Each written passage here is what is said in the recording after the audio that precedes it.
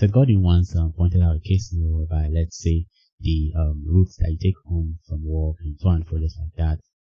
There's a particular place where there are cows, white cows, black cows, and the ones with the color mixers and white and black. And you keep passing that road every day. You keep taking that route. Now, over time, you tend to like pay less attention to those cows. Not because those cows are not there anymore, but because it doesn't interest you anymore. It's something that's so usual, to you. So it doesn't interest you. It doesn't get your attention anymore. But now, let's say on a particular day like that, you were just passing and you saw a purple cow in their midst. First of all, you pause, and you start asking questions out of your curiosity. You'll be like, okay, is there a new breed of cow that is purple in color that I don't know of? Or is it that the owner of the cow, just deliberately painted it with the purple color? You start asking questions like that because you have not seen, anything as a purple cow before. Like you have not seen a cow that is purple in color. So it has gotten your attention. It has, caught your interest. Now, the reason why I'm bringing this out is because I want you to apply it to your music as well. For you to gain attention, for you to, gain relevance, build relevance, you have to be doing something different in your music. You have to be different. You have to be unique. It's very, very important. I'm sick and tired of people coming to my DM on Facebook, on WhatsApp, and people commenting on my YouTube videos, and they'll be saying, Josh, I want to play like you. How can I learn and play like you? How can I do this like you? Every sentence ends with like you. Yes, I definitely understand. You love the way I play. You appreciate what I do. You appreciate the value I give out to you. But even as that, I don't want you to be a clone of me. I want you to be you, because I'm being me, and that's how, I'm building relevance. Now, you would not appreciate me if I was a clone of someone else, if I was doing what someone has been doing before, because it's something that you're used to seeing every time. So you don't even, you won't pay any attention to me. But it's because you're seeing something differently, or you're seeing something different rather. That's why you appreciate what I do. So please let this sink. Now understand, yes, learning at a point starts by imitation. When you're starting, especially let's say when you were learning the ABC, your teacher will say A, and you say A. He or she will say B, and you say B, and you just keep saying, reciting it like that, till you gain mastery over it. Understand? Now, those are the basics. Those are the basics. We also have basics in music, which are the chords, the scales, and all that. Those things are the basics of which everyone should just learn and have handy at any time. But after that, you start making sentences on your own. You started expressing yourself, just like the way I'm expressing myself to you right now. I'm not taking my English teacher's book and be, reciting something like a robot. I don't know if you get the point. So also in your music is a tool for expression. To me, music is a language because it's both written and it has the oral form, which is something you can hear. So if I play something like this, you hear it. You understand? So it's also a language. That's what I'm trying to say. So express yourself in your own unique way. Bring out those ideas in your own unique way.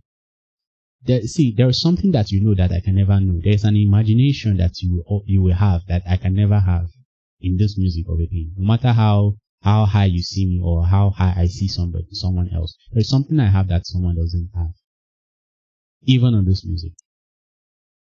You understand? I follow people like Len Gibson, I follow people like Justin Tyson, I follow people like Quentin Gaskin and all those people, But even as that, there's something that I myself do differently.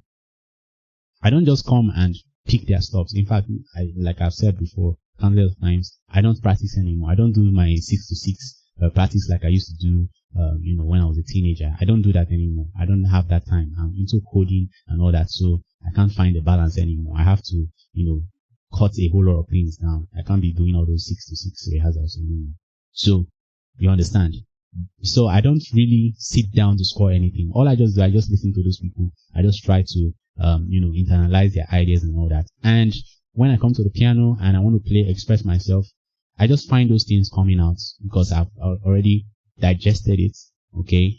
I did not really score them, but in the same process, I'm interpreting it in my own way, in my own sense, with my own idea as well. So Glenn Gibson might play, you understand? But me, I might come and say, You understand? So that's the way I think. So Glenn Gibson just did one run. That's the pentatonic scale in the key of C sharp or D flat. Okay, coming down, descending. For me, I took it further and did something else, which wasn't there. So I don't know if you get the point. Now, even there was a video I watched, and Glenn Gibson was playing "Rain on Us." He didn't play it exactly as the CD or as a track, like what John Pickey did. He didn't play it like that. What he did, he played it in his own way. He expressed himself. And that's what makes you relevant. That's what makes people want to. But if Glenn Gibson was playing it exactly the way they did in the track, I will not even listen. I will not even watch the video. I will just say, okay, it's something I know before. I've seen the original live video, so there's nothing will interest me anymore there. I'll just flip to the next video. But Glenn Gibson added his touch. He did a whole lot of things, and I believe that if John Pickey will see that video, he'll be like, wow, these guys just, they killed it, they nailed it.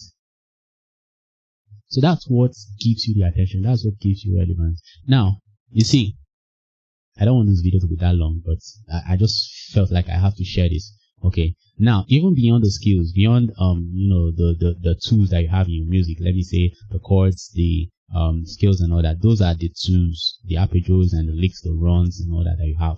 Those are the tools. Beyond the tools, you have to be bringing out ideas, like, music business ideas. Bring something innovative. Now, let me make an example here. Look at German Hartwell. German Hartwell, he started as a piano instructor, a music instructor. So he was teaching at gospel musicians, releasing DVDs on Myoso, Tritone, and all those stuff. But he got to a point, he said, okay, let me create a software called Midiculous. Let me create a software called Midiculous to aid teaching for teachers like me, for piano teachers like me. And that's why you're seeing this chord I'm playing. That's why you're seeing it on the screen. I'm using Midiculous because someone beyond the chords and all that, all those his whatever, all those tritones and all that, beyond all those stuff, he said no. He sat down and started thinking, brooding on something to do, something else to do. And that's how he brought about this Midiculous that most of us are using. I don't know if you're understanding. So even as a music producer, or if you want to venture into production, not just because you want your name to be Joshua on the beat. No. Go into that production with a new idea. What do you want to do in that music production? Do you want to be fusing jazz with with our normal African type of music, style of music? Do you want to fusing jazz with it? Ask yourself, is that going to be your style of production? Most of you have seen me in recent times. I'm playing some secular songs and all that. Now, what I do, I fuse in gospel to it. I don't just come and play it. I don't play like the way a normal secular musician would play. I fuse in gospel a lot with it. Normally, it's not something anyone wants, but based on my command of my piano right now, it sounds nice and people tend to appreciate it. And I just kept going at it. Even recently again, I said no, instead of just the gospel way, let me try to simplify all the songs for even people that don't even know anything about the keyboard, so that they'll be able to play their favorite gospel songs. Their favorite secular songs. That's because I'm constantly thinking, what can I do differently? What can I contribute to the music scene? So it's not just all about you playing chords, rehearsing, scoring. Scoring is your time for a miracle. I don't know how to play it again. Okay, don't mind me. So, but instead of you just trying to score Kevin Bond and all that, you can start working on things, something different. You understand? Even with simple,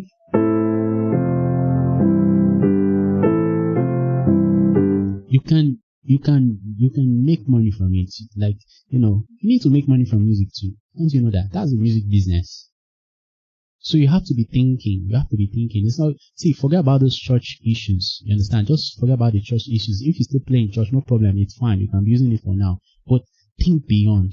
Start thinking of what you can do differently. Something that you can offer. Make you, come out very well. Look at Hillary. Hillary, everybody celebrate. Hillary started as a church musician too. And he got to a point. He started productions and started all these things. He started doing a whole lot of creative things. And you see what Hillary brings out every time. He has a sound. He has contributed his quota to the music scene. That's how you build relevance. That's how you make your money. Look at me. I'm doing my own in my own way too. I'm teaching. Even when I play in performance music, although I don't do that anymore, like, I don't play for church, I don't play for any this thing anymore. So, but if I want to play, I play like I'm teaching. That's how I develop my music style. That's how I develop my playing style. I play like I'm teaching. So that's why when you hear me play, I can play. And you think I'm playing a lot. I'm not playing a lot. I'm making my stuff as simple as possible so that anytime that I'm playing, I'll be able to break down my stuff. It's very easy for people to understand what I'm doing. So what I just did right now is just the 6 and the key of B. So that's the 6, which is G sharp octave there. I can add the 5th in the middle there to make it a power chord, which is D sharp. So that's D sharp, G sharp, D sharp, and G sharp again. All right. Then I'm playing my 5 over the 6. So the 5 chord is F sharp. Now this is the second inversion of the F sharp major chord. So I'm just doing switches of the same F sharp chord. And you think I'm playing a lot. And when I'm playing it, I'm also adding an attitude. Okay, I'm expressing myself in my own unique way. So I hope the point is clear. I don't want to talk too much on this. I just want someone to be challenged, because it's the year is ended already. So you have to be thinking about something different that you want to offer.